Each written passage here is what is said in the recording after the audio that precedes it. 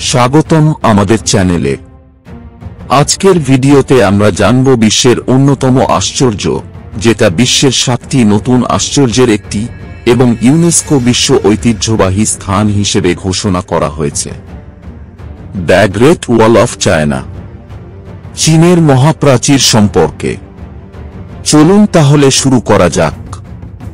চীনের মহাপ্রাচীর, যা the great wall of China নামে পরিচিত, পৃথিবীর অন্যতম প্রাচীন এবং দীর্ঘতম নির্মাণ কর্ম।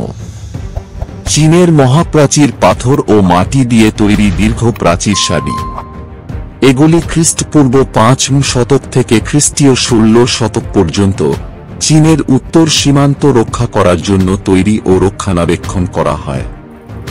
এরকম অনেকগুলি প্রাচীর তৈরি করা হয়েছিল, তবে 220 খ্রিস্টপূর্বাব্দ থেকে 200 খ্রিস্টপূর্বাব্দের মধ্যবর্তী সময়ে চীনের প্রথম সম্রাট কিন শি হুয়াংয়ের অধীনে নির্মিত প্রাচীরটি সবচেয়ে বিখ্যাত। এটি বর্তমান প্রাচীরের অনেক উত্তরে অবস্থিত এবং এর খুব সামান্যই অবশিষ্ট আছে। বিভিন্ন রাজবংশের শাসকরা তাদের শাসনামলে এর বিভিন্ন অংশ নির্মাণ করেন। বর্তমান প্রাচীরটি মিং রাজবংশের শাসনামলে নির্মিত হয়। যখন সম্রাট কিন শি হুয়াং 221 খ্রিস্টপূর্বাব্দে সংলগ্ন ডোমেনগুলির উপর নিয়ন্ত্রণ গ্রহণ করেন এবং এটি কিন রাজবংশের মধ্যে পরিণত হন, তখন তিনি তার সম্প্রতি আবিষ্কৃত অঞ্চলকে রক্ষা করার জন্য একটি 5000 কিলোমিটার প্রাচীর নির্মাণ শুরু করেন। শত্রুদের আক্রমণ থেকে বাসিন্দাদের রক্ষা করার জন্য চীনা অঞ্চলের চারপাশে বিভাজক উত্থাপিত করা এটি একটি সাধারণ উপাদান ছিল। দীর্ঘকাল ধরে এই অঞ্চলগুলি সম্ভবত তাদের ঘনিষ্ঠ প্রতিবেশীদের কাছ থেকে নিরাপত্তা নিয়ে যতটা চিন্তিত ছিল, ততটাই উদ্বিগ্ন ছিল যতটা তারা বর্বর আক্রমণ বা হামলার ঝুঁকি নিয়েছিল। বিভাজকগুলি খ্রিস্টপূর্ব 8ম শতাব্দীর সময়কার, যখন ভ্রমণকারী সশস্ত্র বাহিনীকে প্রতিহত করার জন্য একটি বাধা তৈরি করেছিল।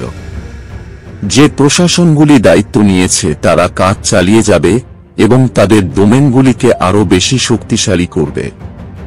চীনের গ্রেট ওয়াল সাধারণত মিং রাজবংশকে কৃতিত্ব দেওয়া হয়, যেটি 14 থেকে 17 বছরের মধ্যে বিভাজকের সবচেয়ে বেশি অনুভূত অংশ তৈরি করেছিল।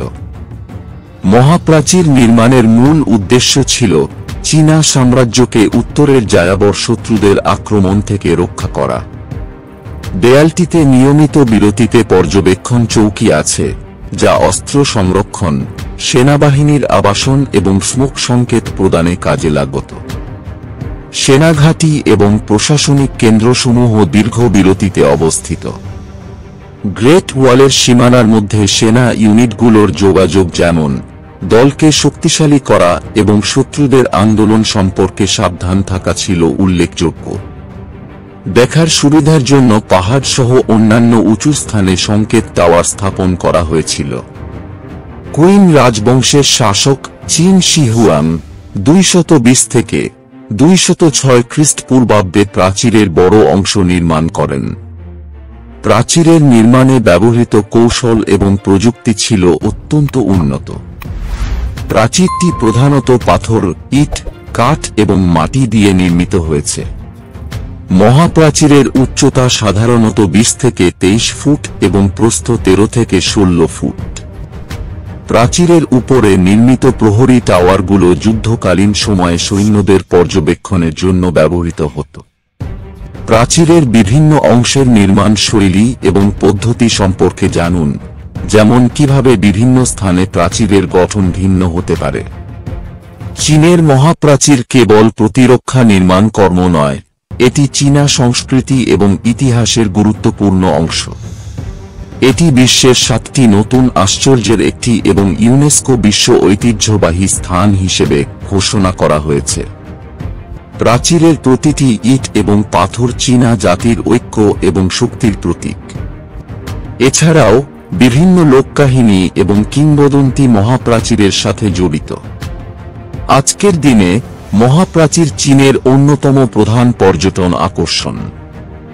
প্রতি বছর লাখ লাখ পর্যটক এখানে আসেন এই বিশাল এবং মহাকাব্যিক স্থাপত্য কর্মটি দেখতে। মহাপ্রাচীরের কিছু অংশ সংরক্ষিত এবং পুনর্নির্মাণ করা হয়েছে, যাতে পর্যটকরা নিরাপদে এটি উপভোগ করতে পারেন। পর্যটকদের জন্য বিশেষ গাইডেড ট্যুর এবং প্রদর্শনীর ব্যবস্থা আছে।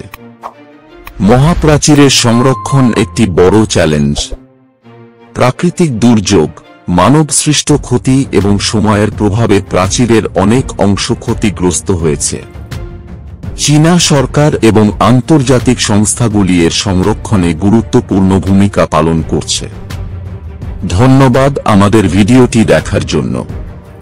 যদি আপনাদের ভিডিওটি ভালো লেগে থাকে তাহলে লাইক দিন, কমেন্ট করুন এবং অবশ্যই আমাদের চ্যানেলটি সাবস্ক্রাইব করুন। নতুন ভিডিওর আপডেট পেতে বেল আইকনটি চাপতে ভুলবেন না। পরবর্তী ভিডিওতে আবার দেখা হবে। ধন্যবাদ।